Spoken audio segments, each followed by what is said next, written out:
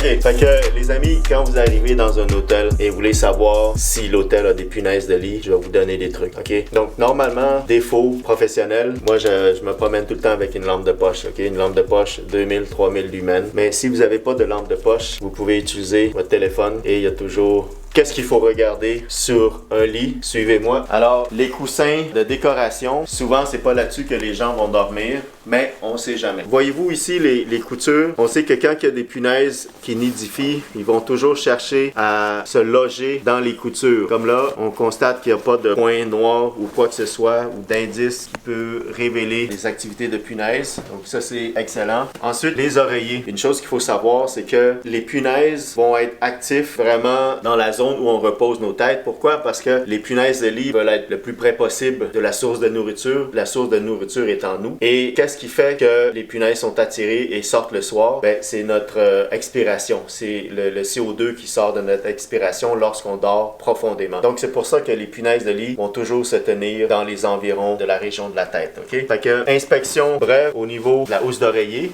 Donc, on constate ici que tout est pas mal blanc, impeccable. On sort l'oreiller et ici il y a une deuxième housse. Donc l'oreiller en tant que tel, bon, on constate là qu'il y a de l'huile corporelle, de l'huile de la tête, des taches, ça c'est normal. Et encore une fois, on va venir regarder ici les coutures. Donc on constate qu'il n'y a pas d'indice de point noir ou quoi que ce soit. Donc ça c'est good to go. Deuxième oreiller, on fait la même chose.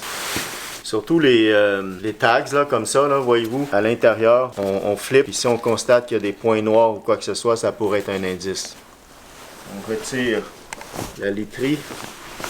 Donc, ici, la literie, il y a une housse anti-punaise. S'il y avait des punaises, encore une fois, on verrait des taches. On tire un peu le matelas, juste assez comme ça. Le sommier est propre. L'autre chose, c'est qu'on regarde la tête de lit. Ici, tout semble être propre. Fait que, si je vais l'autre bord, tout est propre. Souvent, quand il y a des punaises de lit, sûrement, vous avez vu une autre vidéo qu'on avait fait chez des clients à Montréal. Ici, là, quand il y a des punaises de lit, elles se logent dans ça. Elles se cachent. Elles sortent près de la source de nourriture et le moins d'énergie dépensée possible. Ok, fait que on peut déclarer que le lit ici a passé le test. Il y a 0 punaise. Fait que si vous avez des questions lorsque vous êtes en voyage ou quoi que ce soit, vous avez besoin des réponses en rapport avec insectes ou n'importe quel autre type de bestiole que vous voulez surtout pas ramener, laissez vos commentaires en bas et puis on fera une autre vidéo pour vous expliquer. Et comme vous savez, pour n'importe quel problème, vous appelez David l'exterminateur et son équipe à T3 Circle. Pourquoi? Parce qu'on règle les problèmes à la source.